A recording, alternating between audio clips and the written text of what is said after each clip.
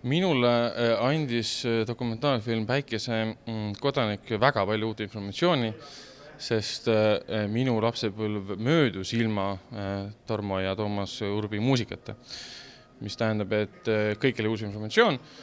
Mitte see mineviku osa, kuidas inimesed taga kiusati, see on juba tuttav läbi ajaloo nagu õppimise, aga mis puudutab just nende muusikat, jah, mõned lood olid tuttavad, aga nende lugu oli täiesti võõras.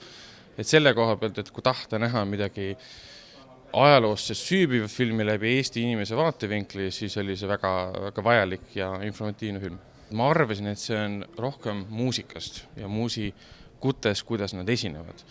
Tegelikult oli see ikkagi rohkem peaasjalikult just Tarmo tagakiusamises Nõukogude võimu poolt, tema katsetest Nõukogude Liidust piiridest lahkuda ja just need pidevad ülekuulamised, Patarei vanglas kinni olemised, et see oli kõige üllatavam osa, mida ma ei oodanud selles filmis. Ma arvasin, et see on muusikast, muusikutest, mida ta on, aga põhirõhk ei ole seal.